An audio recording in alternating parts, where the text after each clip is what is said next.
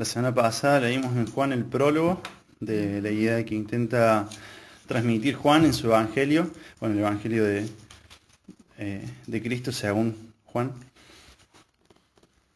Y ahora habíamos terminado el versículo 18. Un minuto que me acomodo. Y ahora vamos a leer del 19, donde empieza a hablar de un tal Juan el Bautista, que se presenta en esta historia. Vamos a tratar de conocer un poco quién era, qué hacía, qué importancia tiene, por algo está en la Biblia. Y antes de eso vamos a pedir guía a Dios. Padre Santo, gracias por permitirnos estar, por permitirnos leer tu palabra, Señor, y por revelarte, Señor, en ella. Te pedimos, Señor, poder aprender de ti lo más fielmente que podamos, Señor, estudiando en vos, Señor, y guiándonos solamente por tu palabra. Dejamos todo en tus manos, en el nombre de Cristo Jesús. Amén. Amén. Bueno, vamos a leer del versículo 19. ¿Todos tienen? ¿Sí? Bueno, tengo ganas de que leamos todos. Vamos a leer un versículo cada uno. Vamos a leer toda la historia de Juan. Esto es del 19 hasta el 34. Un minuto. Bien. Yo empiezo leyendo el 19 y giremos para la derecha. Bueno, vamos. Este fue el testimonio que dio Juan cuando los líderes judíos enviaron sacerdotes y ayudantes del templo desde Jerusalén para preguntarle: ¿quién eres? Él dijo con toda franqueza: yo no soy el Mesías. Y le preguntaron, yo con estos anteojos por ahí, y le preguntaron, ¿qué pues? ¿Eres tú Elías? Dijo, no. ¿Sigo? Sí. Hasta el 22. ¿Eres tú y el profeta? Y respondió, no, no. Le dijeron pues, ¿quién eres? ¿Para qué demos respuesta a los que nos enviaron? ¿Qué dices de ti mismo? Ahí Bien. nomás. Ahí nomás, 23. El 23. Sí, dijo: yo soy la voz de uno que clama en el desierto, enderezad el camino del Señor, como dijo el profeta Isaías. 24. Soy una voz que clama en el desierto. Ya está. No. El 24. El que sigue. Entonces los fariseos que habían sido enviados Bueno, pues algo Y le preguntaron, si no eres el Mesías, ni Elías, ni el profeta, ¿con qué derecho bautizas? Juan le dijo: yo bautizo con agua, pero aquí mismo, en medio de la multitud, hay alguien a quien ustedes no reconocen. Aunque su servicio viene después del mío, yo ni siquiera soy digno de ser su esclavo, ni de desatar las correas de sus sandalias. Ese encuentro ocurrió en Betania, una región situada al oriente del río Jordán, donde Juan estaba bautizando. Al día siguiente, Juan vio que Jesús se le acercaba y dijo: miren, el Cordero de Dios que quita el pecado del mundo. Este es aquel de quien yo dije: pues de mí viene un varón el cual de antes de mí, porque era primero que yo, y yo Ahí nomás. no le conocía, no importa, más para que fuese manifestado a Israel, por este vine yo bautizando con agua. Entonces Juan dio testimonio. Vi al Espíritu Santo descender del cielo como una paloma y reposar sobre él. Yo no sabía que era el Mesías, pero cuando Dios me envió a bautizar con agua, me dijo, a aquel sobre quien veas el Espíritu, y me dijo, a aquel sobre quien veas que el Espíritu desciende y reposa, es el que bautiza con el Espíritu Santo. Vi que eso sucedió con Jesús, por eso doy testimonio de que Él es el elegido de Dios. Bien, si seguimos hasta el 37. Sí, 38, perdón. Al día siguiente, Juan estaba otra vez allí con dos de sus discípulos. Al pasar Jesús, Juan lo miró y declaró, miren, ahí está el Cordero de Dios. Cuando los discípulos de Juan lo oyeron, siguieron a Jesús. Vamos a leer hasta ahí nomás. Es todo lo que comprende la historia de Juan el Bautista en Juan, y me llama la atención la cantidad de cosas que hay para sacar de estos temas. Acá pasaron 3 días distintos. No sé si fueron uno tras otro, si fueron o sea, el intervalo entre días, no sé cómo fue, pero sí vemos que fueron 3 momentos distintos. Y vemos que Juan el Bautista en los 3 momentos hace lo mismo. Se hace a un lado y muestra la figura de Cristo. En primer lugar vienen los fariseos, en segundo lugar reconoce y exalta la persona de Cristo mismo, el ser bautizado, y en tercer lugar a sus mismos discípulos, sus seguidores, le dice, ese es el Cordero. Lo indica y le muestra dónde y para qué lado tienen que salir.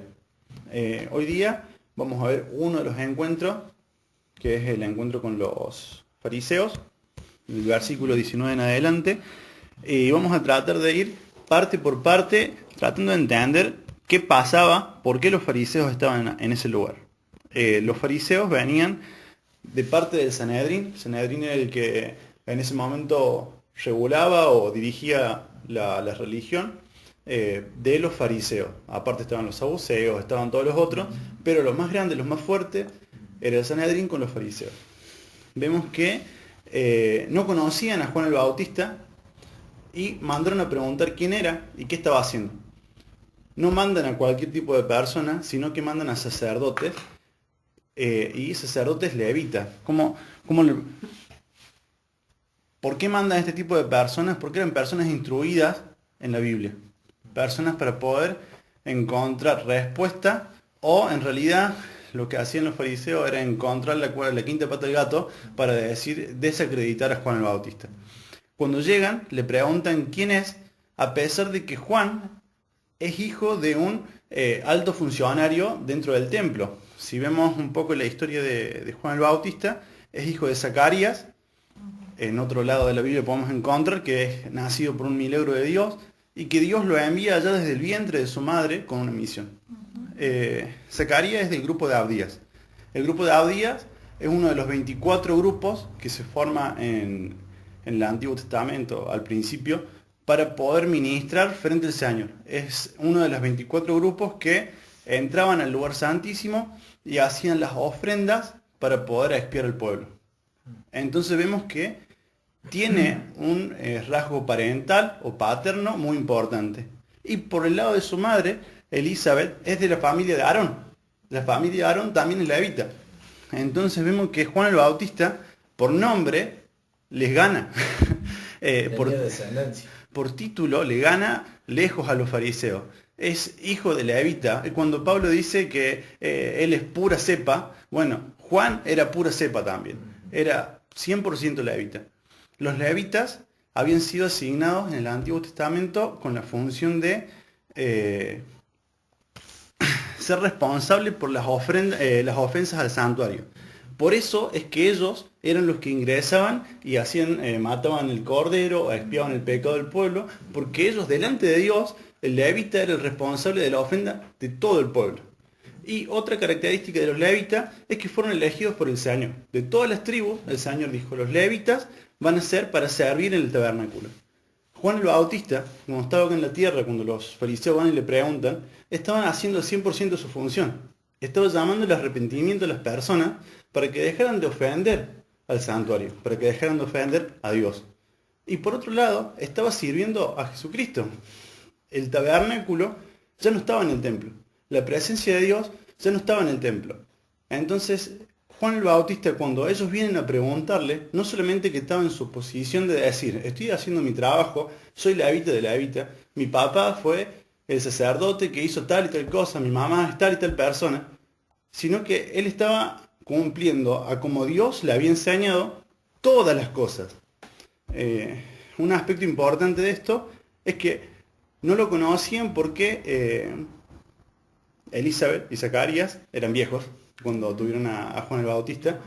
Entonces probablemente no hayan tenido la posibilidad de criarlo hasta su edad adulta, sino que probablemente haya sido entregado a Juan el Bautista a un grupo que se llamaba Ascetas. ascetas.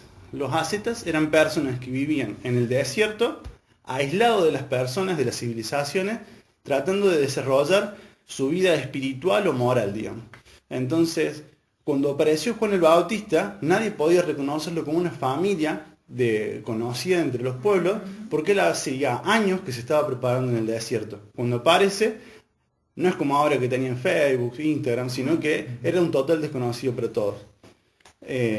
Si seguimos más adelante, cuando le preguntan quién es él, antes de que puedan empezar a interrogarlo, lo primero que él hace es decir, yo no soy el Cristo. Él acepta con franqueza y humildad quién no es. Y eso habla también de entender el lugar que tenemos. No podemos hacer nada si no nos entendemos primero como quienes somos o como quienes no somos. Muchas veces nos tiramos con figuras o nombres, o nos damos nombres como sacerdote, profeta, apóstol, y no entendemos cuál es nuestra identidad en Dios. Lo primero que hizo Juan el Bautista es hacerse al lado y poder señalar con su vida a Cristo. Es decir, yo no soy el Cristo. Entonces empezaron a preguntar, estas personas que eran de Sanedrín, lo empezaron a interrogar. ¿Quién sos? ¿Sos Elías? Y no le preguntan si era Elías por casualidad. En Malaquías 4:5 se profetiza que va a venir Elías. Va a venir a Elías a pedir que se arrepientan de sus pecados y que se vuelvan al Señor. ¿Cuál es el tema? El Sanedrín pensaba que Elías iba a reencarnarse, o sea, no reencarnarse, sino que iba a ser Elías en persona quien volviera a la tierra a predicar sobre el arrepentimiento. Juan el Bautista estaba cumpliendo esa función.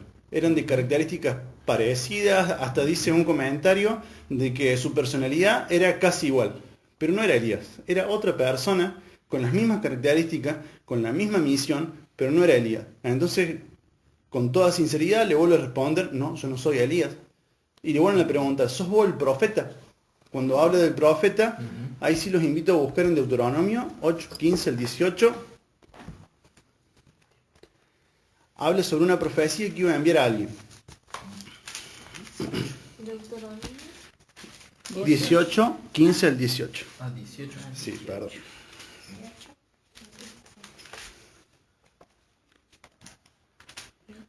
Moisés siguió diciendo,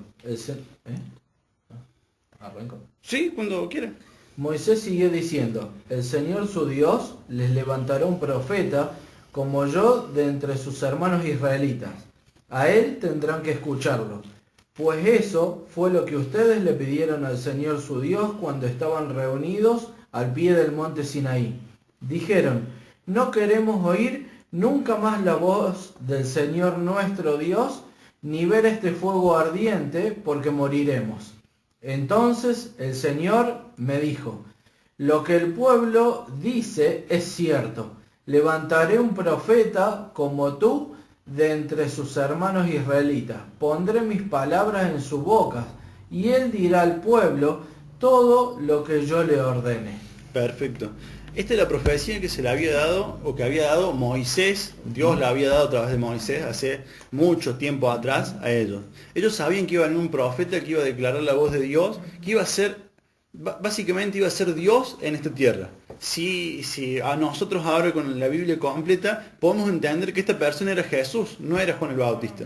Jesús vino a dar la voz de Dios en esta tierra y simboliza todo lo que se leyó anteriormente.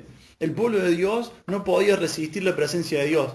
Dice, no quiero que Dios se presente otra vez porque vamos a morir. Si otra vez estoy cara a cara delante de Dios, voy a morir. Entonces que me manden algo que pueda, no sé cómo explicar, rebajar o que podamos soportar de la presencia de Dios para que nos guíe. Y Dios le dice, perfecto, tienen razón, si yo bajo a la tierra en todo mi esplendor, ustedes mueren. Entonces, ¿qué voy a hacer? Voy a mandar a mi hijo. Esa fue su idea. Su plan de salvación desde un comienzo. Voy a mandar a mi hijo para que él les enseñe cómo tienen que andar, qué tienen que hacer, cómo me deben agradar. Y Jesús viene sin toda su gloria, sin todo su esplendor, con todo su poder, con toda su presencia como Dios. Pero a un nivel que nosotros lo podamos, no solamente podamos resistir su presencia, sino que pudiéramos aprender de él. Cosa que, como vimos en el versículo anterior, a los suyos vino y los suyos no le recibieron. El pueblo sabía que este profeta iba a venir. Y cuando este profeta se manifestó, lo dejaron totalmente de lado. Juan el Bautista le responde otra vez, no soy. No es el Cristo, no es Elías, no es el profeta. Entonces la gente del Sanedrín, media cansada de recibir negativas, le dice, bueno, si no sos nadie, ¿quién sos? ¿Quién decís vos que sos? Y vemos también Juan el Bautista, que es una persona muy instruida en las Escrituras, porque no solamente tenía entendimiento de las referencias anteriores, sino que le vuelve a responder con un versículo bíblico, y dice, una voz que clama en el desierto, haciendo referencia a Isaías. En Isaías, esta parte no marca a una persona hablando en el desierto, sino que literalmente dice una voz que se escucha en el desierto, o una voz que hay en el desierto, pero haciendo referencia al mensaje de esa voz. Juan el Bautista, otra vez, con toda la humildad que se caracteriza desde que en todos los pasajes que podemos encontrar de él, se hace a un lado, se despersonifica. Él no dice, yo no soy alguien, yo solamente soy un mensaje, soy una voz, soy el que te está diciendo que tenés que arrepentirte, que tenés que volver a tu camino.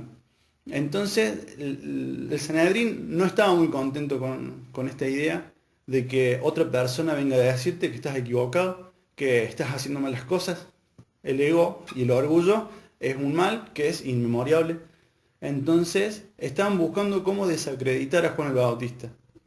Y típico de ellos, lo primero que les responden antes de preguntar de qué tenemos que arrepentirnos, les dice, si vos no sos ninguno de los tres anteriores, ¿por qué bautizás? Y es importante entender de que Juan bautizaba, o el rito de bautismo entre los judíos, ¿cuál era? Era entender de que una persona gentil se quería meter otra vez, o incluir en el pueblo judío. Una persona que no era judío quería ser parte del pueblo de Dios. ¿Cómo se hacía? Se bautizaba. ¿Y cuál era el problema? Juan el Bautista estaba bautizando judíos. Entonces, ¿qué quería decir? Juan el Bautista le estaba diciendo a las personas que tenían que arrepentirse y entender de que por sus faltas, no pertenecían más ni siquiera al pueblo de Dios, que tenían que bautizarse para entrar otra vez a ser ese pueblo amado por Dios.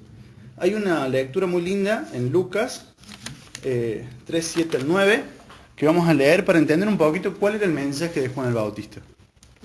¿Lo tenés? Dale.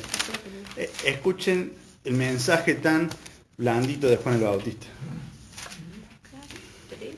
7 al 9. Dice, cuando las multitudes acudieron a Juan para que los bautizara, les dijo, camada de víboras, ¿quién les advirtió que huyeran de la ira que se acerca? Demuestren con su forma de vivir que se han arrepentido de sus pecados y han vuelto a Dios. No se digan simplemente el uno al otro, estamos a salvo porque somos descendientes de Abraham.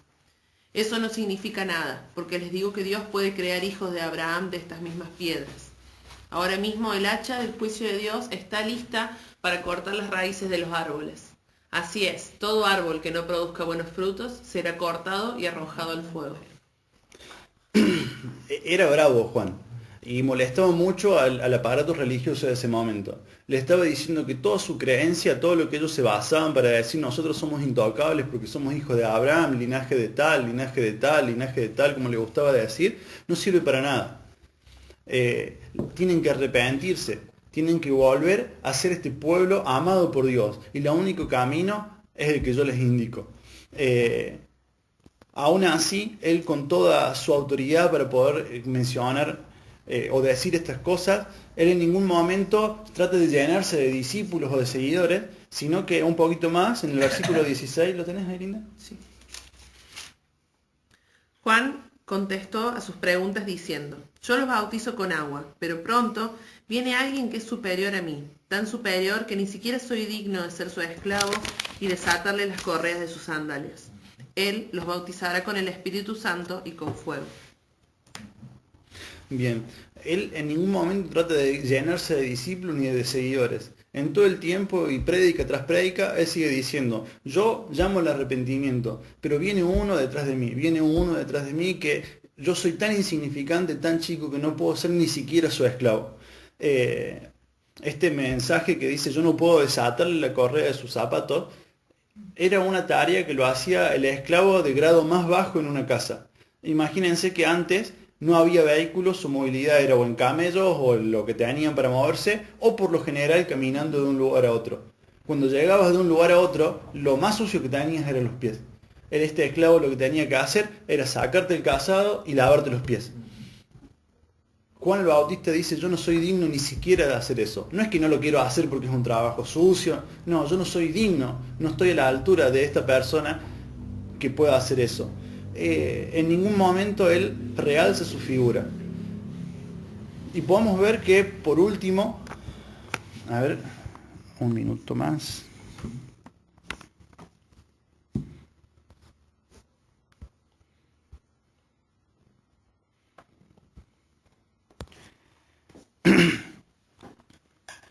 Dice en el versículo terminando, cuando ya se despide de los fariseos, lo mismo que repetimos recién, dice, yo bautizo con agua, pero aquí mismo, en medio de la multitud, hay alguien a quienes ustedes no reconocen. Aunque su servicio viene después del mío, yo ni siquiera soy digno de ser su esclavo ni desatar sus correas de sus sandalias. Dice, este encuentro ocurrió en Betania, una región situada al oriente del río Jordán, donde Juan estaba bautizando. Muchas veces se traduce, o como acá dice, ocurrió en Betania. Hay dos lugares que se llaman de la misma manera en la Biblia. Hay una Betania que está a unos pocos kilómetros de Jerusalén, y hay otra Betania que está a muchos kilómetros de Jerusalén, que está, si tuviéramos un mapa y podemos ver la distancia que hay entre Jerusalén y el río Jordán, es mucha. ¿Cómo será el mensaje que había dado Juan el Bautista, que llegó desde este lugar, desde Betania, donde él bautizaba y predicaba, hasta Jerusalén, donde estaba el Sanedrín? El mensaje que él tenía, o que él expresaba, tenía un alcance impresionante. No se limitaba a su entorno o a él mismo, digamos, a su círculo más cerrado. Y toda esta vivencia que tuvo Juan el Bautista me hace pensar algunas cosas que nosotros como hijos de Dios debemos replantearnos o pensar. En primer lugar, una de las preguntas que se me surgió es, ¿sabemos quiénes somos en Cristo? ¿Tenemos la identidad en Cristo que debemos tener? ¿O la estamos manoseando o dibujando para caer bien a la gente, para no ser tan rudo como era Juan el Bautista? Otra pregunta es, con esta identidad que tenemos en Cristo, ¿qué estamos haciendo? Si sabemos que somos hijos de Dios, que somos sus embajadores, que somos sus representantes en la tierra, ¿cómo estamos representando a Dios? En niveles generales, no solamente acá en la iglesia porque siempre es fácil, pero cuando salimos y vivimos, ¿representamos a Dios en la tierra?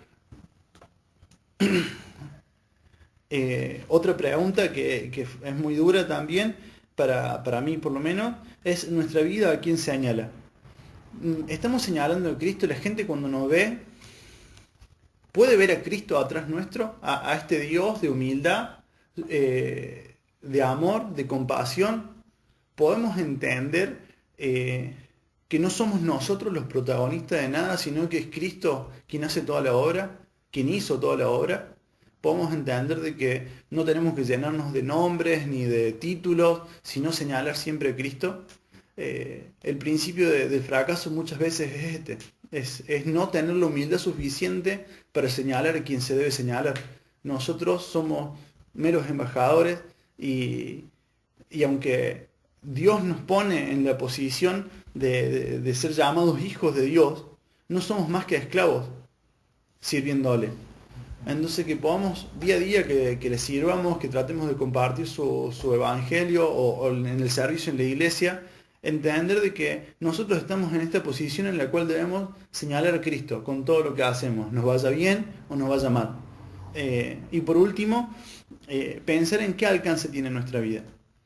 Juan el Bautista, predicando a muchos kilómetros de Jerusalén, molestó y mucho al Sanedrín. A tal punto de que tuvieron que enviar una comitiva para tratar de desacreditarlo. Nosotros, ¿qué alcance tiene nuestra prédica, nuestro evangelio de vida? ¿Llegamos a nuestros vecinos, a nuestros compañeros o nos los guardamos para nosotros? Son preguntas que al leer a Juan y reconocer lo que él hacía, Me di cuenta de que son falencias que tenemos muchas veces nosotros como hijos de Dios y yo mismo en mi vida. Así que les dejo esta pregunta para pensar y entender de que Juan el Bautista, aparte de en su momento ser un heraldo de Cristo, anunciando el arrepentimiento y la venida del Señor, por la venida del Señor Jesucristo, también nos ha dejado enseñanzas y muy importantes para nosotros. Así que eso nada más. Me gustaría terminar orando, o si alguien quiere terminar orando. Señor, gracias por tu palabra, gracias porque a través de ella, Señor, podemos